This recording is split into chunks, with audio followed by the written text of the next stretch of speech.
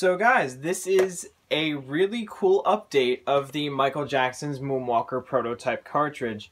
As I mentioned before, I was going to send it to Sean Kelly of the Video Game History Museum, but then I thought about it a little bit, and I've had some pretty bad experiences with the United States Postal Service. Like yesterday, I received a package that was soaking wet. I've received packages that were torn in half, were busted up, were crushed, you know, and it would be a shame if I sent this out in the mail and something bad happened to it.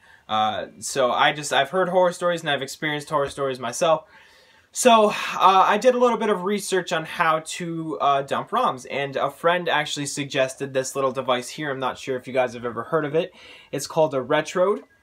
And the Retrode is a little device that plugs into your computer with a USB cable, and it allows you to play Super Nintendo and Sega Genesis games on your computer legally. The way that it does it is that it actually takes the ROM off of the cartridge and it lets you play it in an emulator, but since you're playing it off of a physical cartridge, it technically makes it legal because you own the game.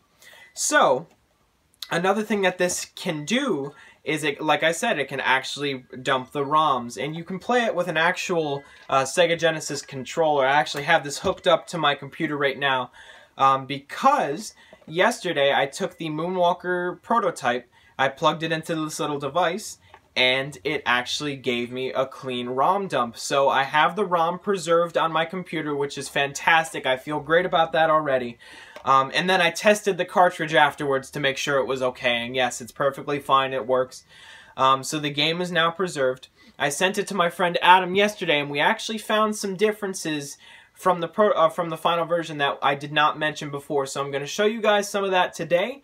I actually have a little bit of a contest that I'm going to have with a reproduction cartridge. I'm going to make a reproduction cartridge of this game. Actually, I'm going to make a few. I'm going to make one for me. I'm going to make one for a couple of my friends. And then I'm going to make one for you guys. If this video gets more than 1,000 views, I am going to take this reproduction and I'm going to send it to whoever comments on this video. You can comment your favorite Sega Genesis game, you can comment your favorite video game of all time, your favorite Michael Jackson song, whatever you want. I just want to give it to somebody who comments, somebody that actually shows interest in this game. So spread the word. I actually have a bit of a message that I wanted to spread, that if you have any prototype games whatsoever, please preserve it. A lot of my close friends are kind of mad at me for wanting to dump the ROM because they're like, oh, you're gonna dump it to everybody and they're gonna not want the real thing anymore, and your cartridge that you bought is gonna become worthless and you spent all that money, yada yada yada. It's not about that, guys. It's about preserving the game. The game is an art form. People spent hundreds, even thousands of hours into creating video games, playing video games. You know, they really are a work of art, and now everybody will be able to get this game and play it for the rest of time. So it'll be preserved, and a lot of people will be able to play it the way that it was originally intended. I am going to send the ROM to Sean Kelly sometime this week, and I'm going to ask him for help on distributing it, maybe putting it on some websites like Cool ROM and, you know, all that jazz. So I'm just going to get into a little bit of gameplay footage here, and then afterward, if you're still interested and haven't clicked off the video, and if you haven't clicked off, thank you so much. But if you want to hear a little bit more of the history behind this cartridge that I learned, then you can stick around until the end of the video. But if not, that's completely fine too. So, I'm just going to get right into it. So I'm going to flip the camera here right at my laptop. Alright, so, whoop, it's upside down here. Alright, so this is my laptop, and it's kind of shitty because the screen's cracked and it's got all, you know, like there's some pretty messed up things with the screen. But I'm going to go up to the TV and I'm going to film here. But what we're going to do is we're going to reset the game here. I'm using the Gen S emulator, by the way. Alright, so the first thing that I wanted to show you guys was actually something that you couldn't access before, or at least I didn't realize that you could. So usually when you go to round 6, you can't choose scene 2 or scene 3, because there are no scene 2 or scene 3. However, if you choose round 5, 4, 3, 2, 1, and go to scene 2 or 3, and then change the round to 6, you can now access round 6, 3. which is very interesting in itself. It's actually a glitched out version. It combines levels 1-1 and 6-1, and it's very glitchy, and I'll show you. It's kind of like a minus world, if you will. So here we go. It says round 6-1 here. So, as you can see by this scrambled mess, you are the cursor from 6-1 when you're like inside that tank. You can still shoot cannonballs, but you can't hurt anything. And from the hit detection, you're actually the staircase, which is very weird. An enemy can hurt you. And I'm going to show you what happens when you lose all your life here.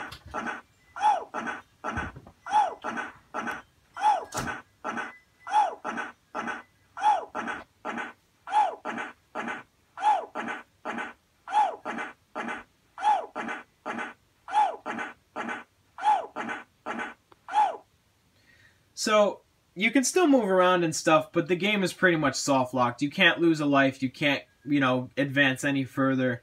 Not that you really could in the first place, but you can actually rescue kids too, which is interesting.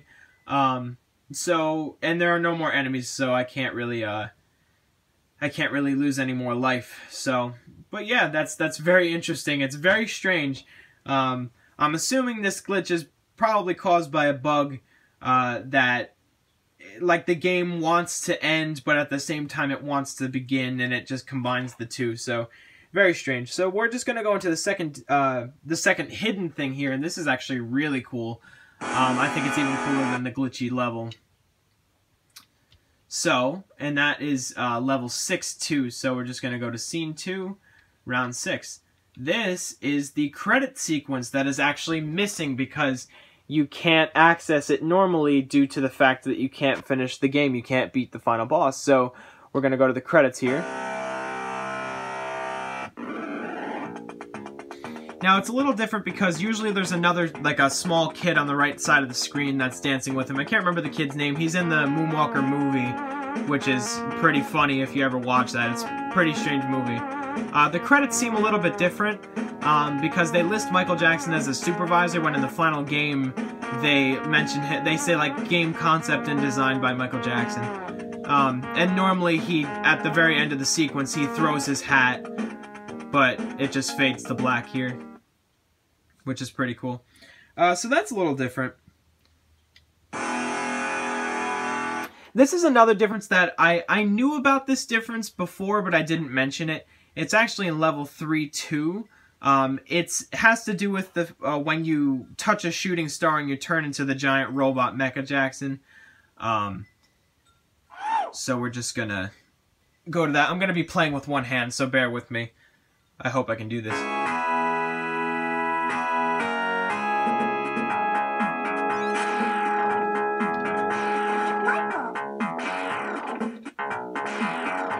I missed it. Alright, let's try one more time. I just gotta kill all the enemies around me first.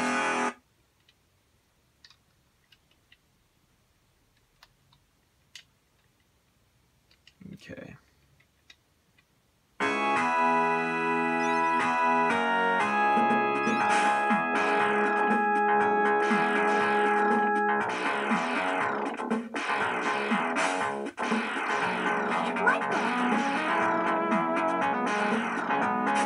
There we go. So normally a sound effect would play, but nothing plays here.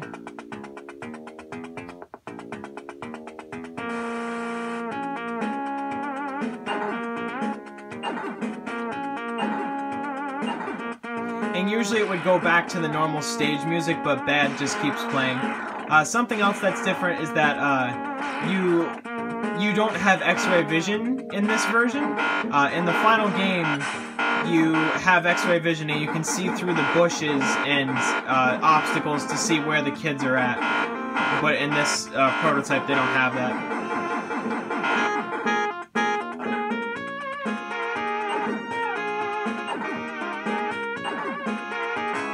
And that goes right back to Thriller. So that's pretty much all the differences that I have so far. There might be a few here and there, like a few stage differences, but You guys can discover those yourselves when you're playing the ROM, just like I did, and it's just a great feeling when you see all these differences. But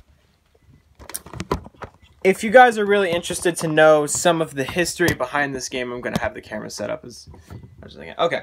So if you guys are interested in about the history of this game, Brian told me a story that he received from the guy that sold it to him. Now, you can take it with a grain of salt, whatever. You don't have to believe it. But I do believe this story, and I will explain why after. But, so Brian bought it from a man that was like a middle-aged man, maybe an older man. I can't remember exactly what he said. At a flea market. They usually went to flea markets for... him and Adrian went to flea markets for... you know, years. So they went to this one flea market. Brian sees this on the table. He passes by it like 2 or 3 times, and he just keeps looking at it. He's just like, this is strange. This is like, I wonder what this is. So then he asks Adrian, and Adrian says, hey, it's a prototype. So then he asks the man where he found it, and the guy actually told him that it was found at Neverland Ranch, which was Michael Jackson's home. And it was found inside of a storage locker. When they were cleaning it out, the game surfaced. So, I do believe the story, and I'll tell you why. So, it says right on it, it says, property of Sega of America, Inc., 573 Forbes Boulevard, San Francisco, California, which, to my knowledge, was less than 10 miles away from Michael's home to begin with. So, it puts it in the same range, the area range anyway. So, the second part is... Michael Jackson loved Sega Genesis. He loved playing video games. That was one of his main hobbies. You could see videos of him playing video games or pictures of him playing video games. He loved the Sega Genesis. The reason why he even got Moonwalker in the first place was because he was congratulating Sega on their success. And they were like, hey, do you want a game? Do you want to write some music for us? So he ended up writing the music for Sonic 3 as well, but a lot of people don't realize that because he wasn't credited. The reason why he backed out of that, or why he didn't want his name in there, is because he didn't like the way that the instruments sounded. He wanted the music to sound a little bit better, and he was a perfectionist, so if he didn't like something, he didn't want anything to do with it. So that's another reason why I believe that he had this game in his possession, because anything that he put his name on, he was very serious about. He was very careful on what he did. He was a very smart businessman when it came to that stuff. So he must have play tested this at one point because he had to see what it was like, because if it was really like a really god-awful game, he probably wouldn't have wanted his name being put on it. So he had to have tested this out at one point. So that's why I believe that this story is true. Like I said, you could believe it with a grain of salt. Now, if you guys want me to post more videos of this game, maybe like a playthrough of it, you know, level 1-1 to 6-1, if you want me to play through it, I could probably post a video of that. If you guys want me to do live, like a live stream, I can do live streams. But like I said, if this video gets over 1,000 views, one of those reproduction cartridges that I am making will go to somebody who comments in the comment section below. So please give this video a thumbs up. Please subscribe if you like it, because I can make more videos than just this. I have many, many games. I have more than half of the titles in the Nintendo library, the original Nintendo. I have all the heavy hitters like Panic Restaurant, Cheetah 2, Flintstone Surprise the Dinosaur Peak. I have, you know, a lot of those, the heavy hitters and stuff like that. So if you guys like that and you like my opinions, I can make more videos. You could just write it down in the comment section below what you want to see, and I can probably make a video of it. But yeah, guys, if you have any prototype games, please preserve the ROMs. That's my main message of this whole video.